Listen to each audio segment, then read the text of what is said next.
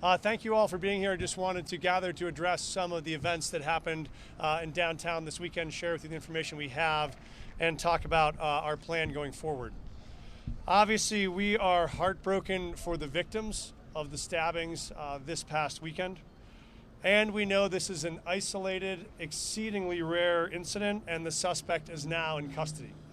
We are grateful for the incredible police work done by our District 6 team and our police department. They were on site immediately at the event Sunday night. They actually were there before there was even a 911 call to make sure and respond and bring that suspect into custody. Chief can share more. We know he is a white male who was born in Colorado with a history of criminal involvement and was last released from jail in November. I'll say we know that there is work to do. We also know that downtown Denver is getting more vibrant and more safe every day. The success of the last year is critically important. We're very proud of the fact that we saw the historic reduction in our homicide rate last year, the largest in more than 10 years. We saw a 23% reduction in shootings. We've seen here in downtown a 55% decline in drug-related offenses. And so we see that all of those are heading in the right direction. And yet we also know that no amount of crime is acceptable, and we will keep pushing to make improvements every day. We also know that the safest city is an activated city. And so we're proud not just of the reductions in crime, but we're proud of the increase in the activations and presence here in downtown. We've seen increased revenue from these blocks of the 16th Street Mall that are open. Many of these retailers are up almost 35%. We've seen 3 times more leasing requests for folks who want to rent office space on these blocks, 3 times more interest in the last several months than in the last 3 years. So we know that there is every day more and more activity, more and more momentum, and more excitement. We are on the precipice of making the largest investment in downtown in the city's history, what will be perhaps the largest investment per capita of any downtown in the country, because we know more people on the streets that are living, that are working, that are playing, are always better for the city center. I think we have not seen random acts of violence like this in our city center for as long as we can remember. And so that means we are both heartbroken for the folks who are suffering, and we also are deeply committed to the public knowing that this individual has been detained, is in custody. We will pursue all possible charges against him, and that these random acts of violence are not typical and are not something we should expect ongoing here in downtown.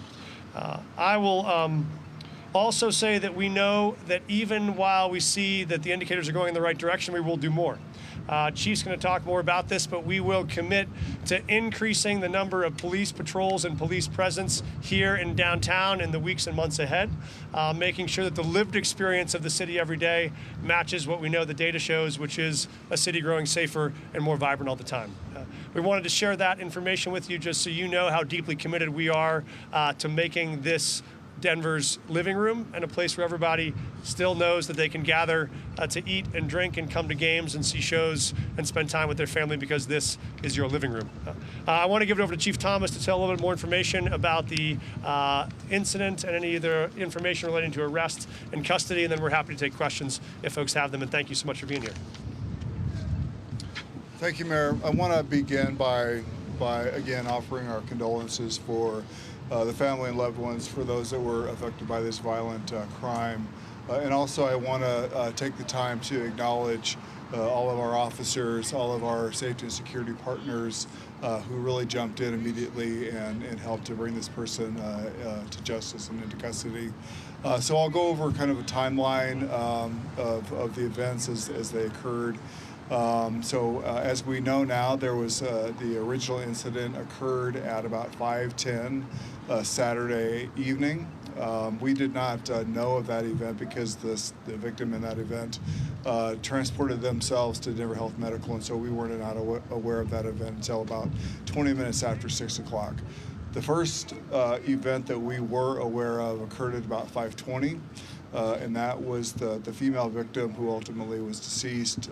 They received a knife wound to the throat by an undescribed individual. We responded. We began investigating that incident. We did have some very vague descriptions that were put out. There were resources that were drawn from throughout District 6 that were deployed looking for that suspect and managing the scene. About 30 minutes later, so at about 5:54, we had a third incident that was reported at 16th and Lawrence. Another individual that had been stabbed in the arm and in the torso. That individual was transported to the hospital where he was placed in critical care, sedated, so we were not able to get much from him. But then soon after 6:20 is when we were notified of the original victim who was attacked at 16th and Tremont, slashed in the face. Excuse me, and it was at that time that we really started to identify that we were likely talking about the very same suspect. We had some details on what that individual looked like. That is when we began to draw additional resources from across the city into downtown Denver to look for this individual. Those resources maintained a presence throughout the evening on Saturday and into the day on Sunday. Unfortunately, as you all know, at about 8 o'clock on Sunday evening, as officers were in the area looking for this subject, they saw an individual running with a knife in hand. They were able to quickly take him into custody. This occurred at 16th and Winecoop. He was taken into custody, and immediately after he was taken into custody, we identified that he had just stabbed somebody right there at that vicinity. That person was transported to the hospital where, again, they ultimately expired. So we have continued that safety presence in this area. We will continue that, as the mayor alluded to. We'll continue that presence for the foreseeable future. What that looks like is obviously officers that are assigned to District 6 in a signpost on the mall, in and around the mall, both foot patrols, bicycle patrols, motorcycles, and vehicles.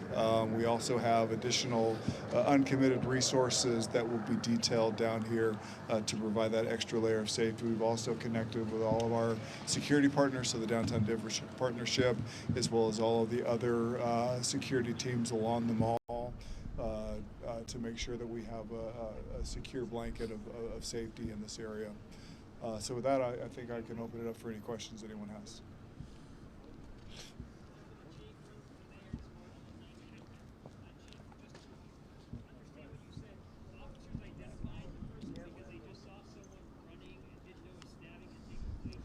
That is correct. That is correct. So they saw the person running, then quickly identified that he had a knife in hand. He was captured very quickly, and it wasn't until after that occurred that we realized that we had someone that was stabbed. And so this identification apprehension took place before there was even a call made that there was a stabbing.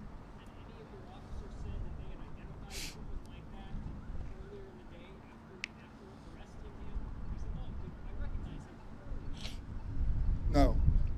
No. Yes, sir.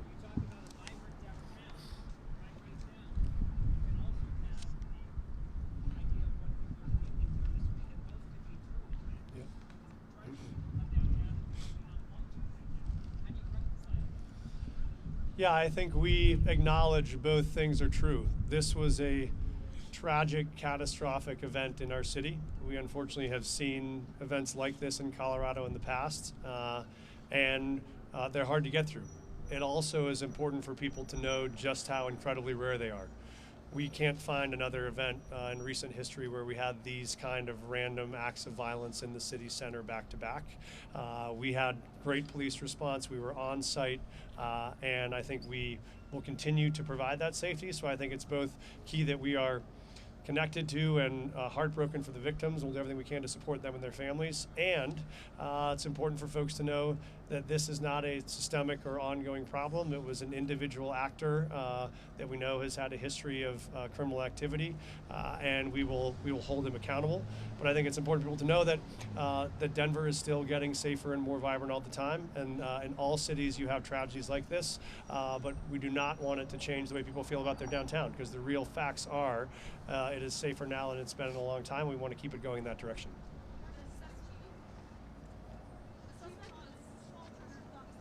Yes.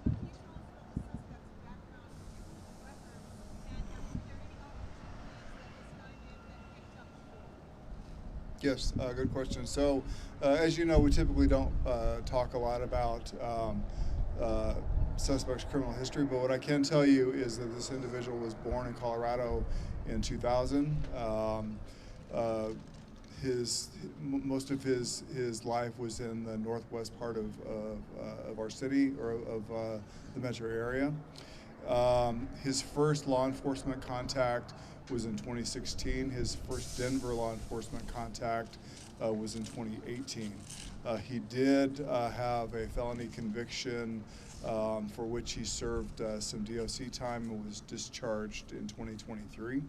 In January of 2024, DPD officers did pick him up, and he was placed in detox, where he committed an offense against a staffer there, was transferred over into DDC custody, and it was not released until November. When he was released in November, it was on a PR bond. Are those given out too often in our city? No, because I am not aware of the fact that he was released on a PR bond. He served 11 months, and so I think that he was released. There was no conditions of his release.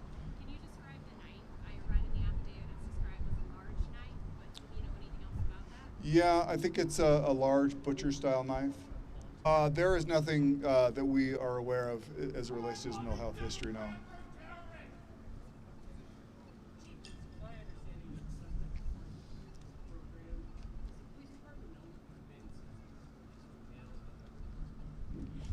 No, we don't. We've had no contact with him since his release in November.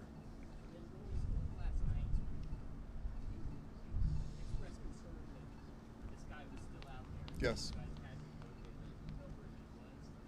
We do not. You know, as you know, there was a number of camera views that we were able to look at, and so we did see him throughout the downtown area on Saturday. We do not know where he went from Saturday into Sunday. We do not know where he came from when he approached that final victim.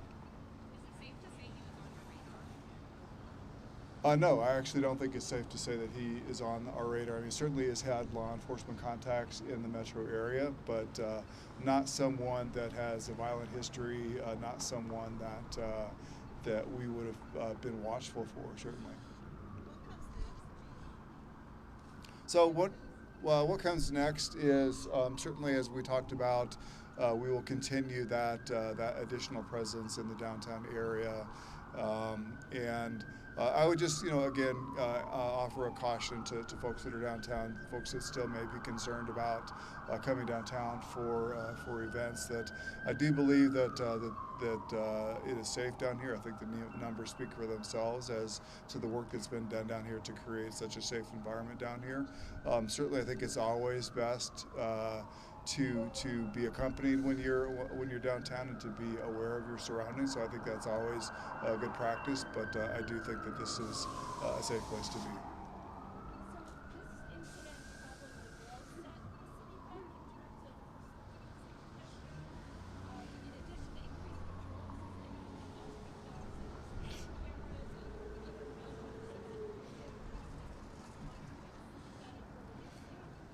Yeah, well, again, I think the numbers speak for themselves as to the relative safety. We do intend to announce some things, I think, very soon as to other things that we are going to do to address the perception of safety.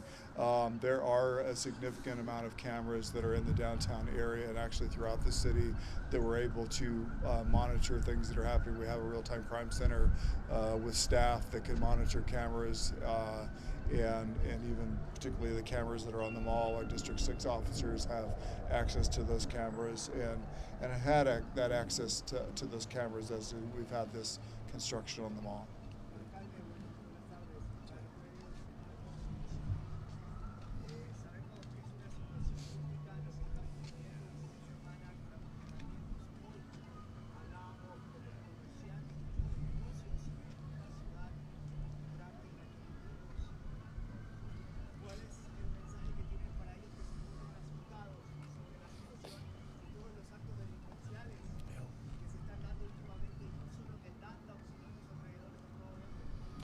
Gracias. Para la gente que está escuchando en español, creo que es importante que gente sabe que ya tenemos una tragedia este fin de semana que ha pasado, pero también en este momento la ciudad es un sitio vibrante y seguro, y ya tenemos más y más policía que están aquí quedando en la ciudad seguro, que día por día el nivel de crimen está bajando y tenemos menos crímenes de propiedad, menos crímenes de crimen violento, y a cada día vamos a hacer más. Entonces queremos asegurar a los negocios que pueden seguir trayendo gente aquí, que gente puede venir aquí para comer, para caminar por las calles con sus familias, porque todavía vamos a asegurar que es un sitio seguro.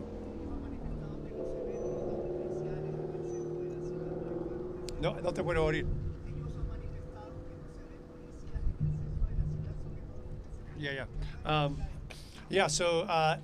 Todavía tenemos policía regularmente aquí en el centro de la ciudad, y también tenemos otros tipos de gente que ayudan aquí por las calles para quedarlo seguro, más que solamente policía. Pero ya van a haber más policía en las semanas y meses que vienen. Cuando vienen aquí al centro de la ciudad ya vas a ver más y más policía para quedarle seguro. ¿Qué vamos a hacer ahora para evitar este tipo de actos delincuenciales? ¿Estos qué? ¿Cuál es el siguiente paso a seguir para evitar estos actos delincuenciales? Creo que es el mismo, que vamos a continuar a hacer más para hacer seguro que eso no pasa más y más aquí en la ciudad. Tenemos más gente aquí buscando. También estamos haciendo más trabajo con gente que están saliendo por el cárcel para asegurar que tiene servicios que necesitan para devolver a sus vidas productivas. So, Mayor, there is this perception that crime is, out of control throughout Denver. As you pointed out, the numbers don't say that. But where do you think that perception comes from? Yeah, I think there is a question of the difference between perception and reality, and that is part of what we have to address. I have folks who say, I don't like to come downtown, I don't feel safe. And I say, really, when did you come downtown last? And they say, 2021.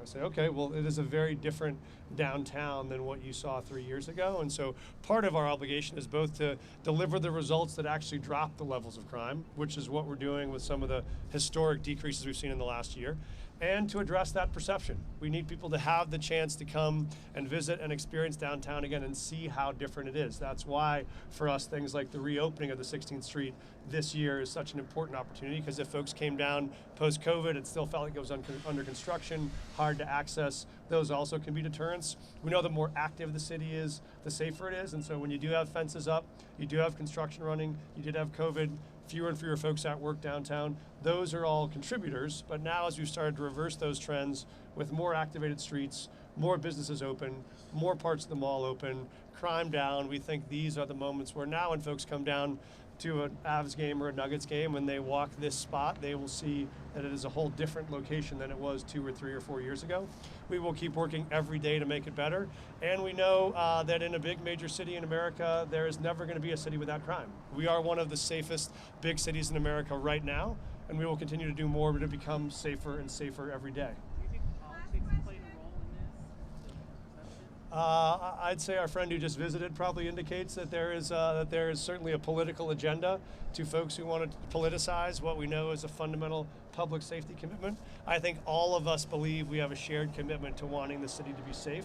This is why we're making historic expansions of our police force, both last year and this year, in a city where we reduced the number of, in a year we've reduced the number of city employees totally for the first time in about 15 years. We're still expanding our officer corps, we're expanding our 911 call takers, and so we are unequivocal in our commitment to expanding public safety in the city. We know we'll face challenges. We know we'll face setbacks. We will never stop in our commitment to make the city safer, and that's what today represents. Thank you all so much for being here and for braving the cold.